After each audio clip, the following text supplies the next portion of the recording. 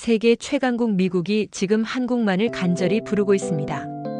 한국이 가지고 있는 잠재력이 이렇게 다채롭고 강력한 줄은 미처 몰랐습니다. 바로 미국의 에너지 위기와 미래를 구원할 유일한 파트너는 한국뿐이라고 하는데요.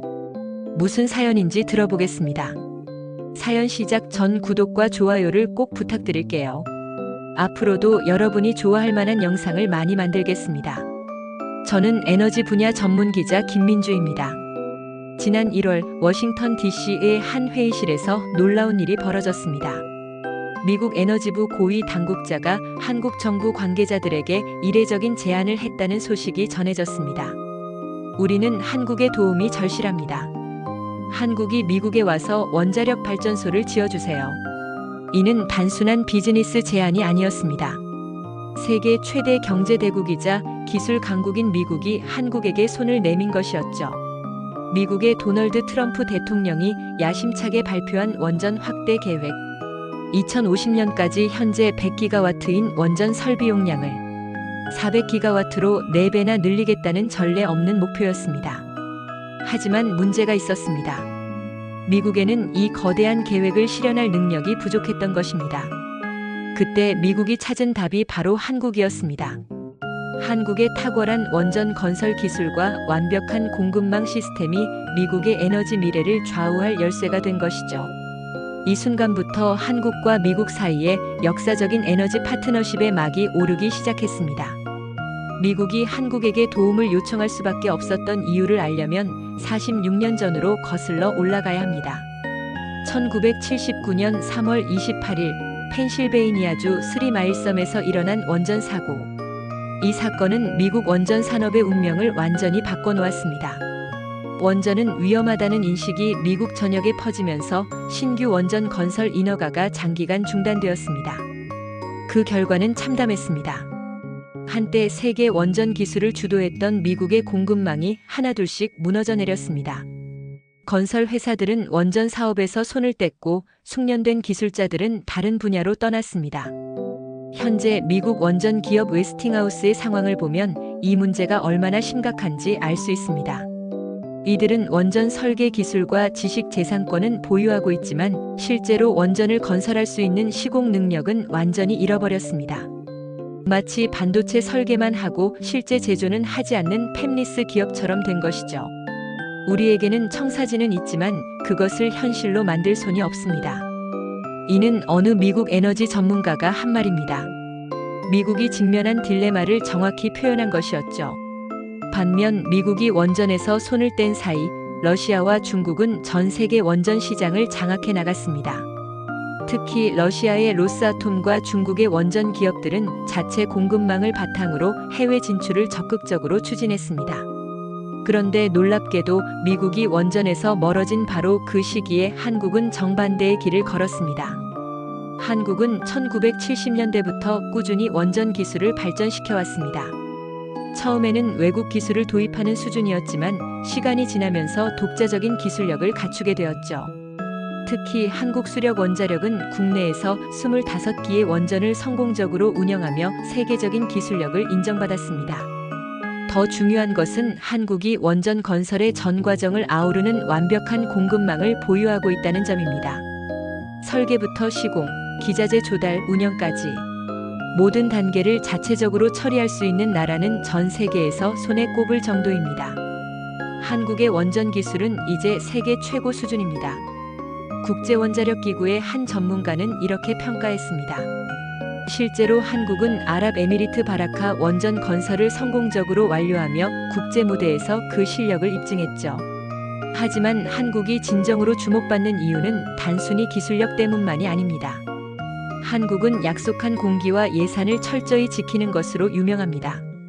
반면 프랑스 전력공사가 건설 중인 영국 힌클리 포인트 원전은 당초 계획보다 공사비가 2배 이상 늘어나고 완공 시기도 몇 년씩 늦어지고 있습니다. 이런 상황에서 한국의 신뢰성은 더욱 빛을 발합니다. 정확한 공기 준수와 예산 관리는 한국 원전 산업의 가장 큰 경쟁력 중 하나가 되었습니다.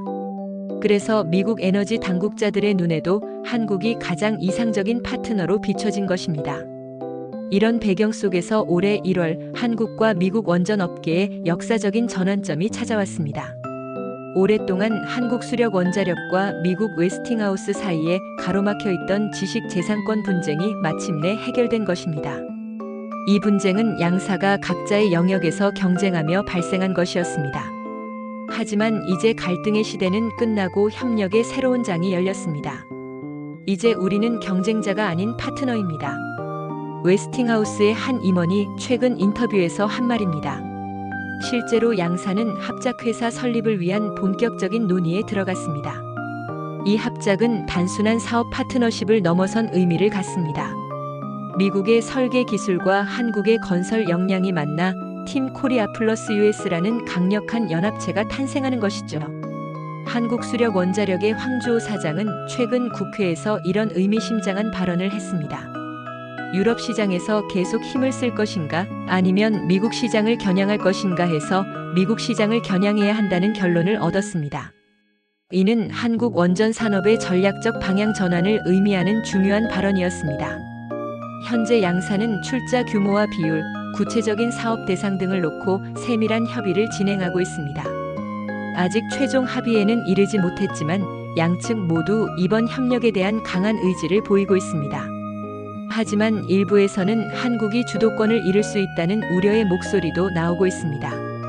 과연 이 역사적인 협력이 한국에게 어떤 결과를 가져다 줄까요? 미국이 한국에게 손을 내밀 수밖에 없었던 근본적인 이유는 트럼프 대통령의 엄청난 원전 확대 계획에 있습니다. 2050년까지 현재 100기가와트인 원전 설비 용량을 400기가와트로 늘리겠다는 목표. 이는 단순히 숫자만 큰 것이 아닙니다. 300기가와트를 추가로 건설한다는 것은 1기가와트 기준으로 무려 300기의 원전을 새로 지어야 한다는 의미입니다. 이는 전 세계 원전 역사상 유례없는 규모의 프로젝트입니다.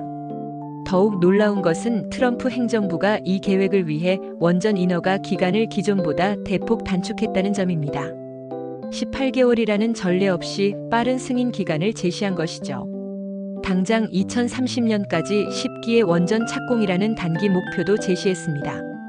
업계 전문가들은 이조차도 극도로 도전적인 목표라고 평가하고 있습니다. 이런 규모의 원전 건설 계획은 전 세계 어디에서도 시도된 적이 없습니다. 에너지 분야 애널리스트 존 스미스는 이렇게 분석했습니다. 문제는 자금 조달과 실제 건설 능력입니다. 원전 한 기를 건설하는 데는 보통 10조 원 이상의 비용이 들어갑니다. 300기를 짓는다면 1000조 원이 넘는 천문학적 투자가 필요한 것이죠. 더 큰 문제는 미국 내 원전 건설 생태계가 사실상 붕괴했다는 점입니다. 숙련된 용접공부터 원자로 제작 기업까지 원전 건설에 필요한 모든 요소가 부족한 상황입니다. 바로 이런 현실적 한계 때문에 미국이 한국의 도움을 절실하게 필요로 하게 된 것입니다. 한국의 완벽한 공급망과 검증된 건설 능력 없이는 트럼프의 야심찬 계획이 그림의 떡으로 끝날 수밖에 없기 때문입니다. 미국 시장 진출은 한국 원전 산업에게 꿈같은 기회입니다.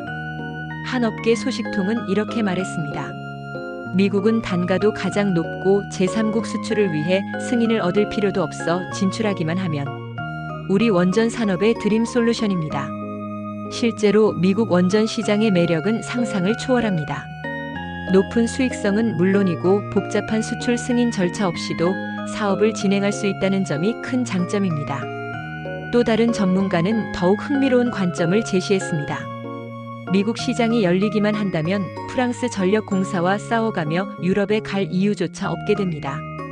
이는 한국 원전 산업의 전략적 지형을 완전히 바꿀 수 있는 기회임을 의미합니다.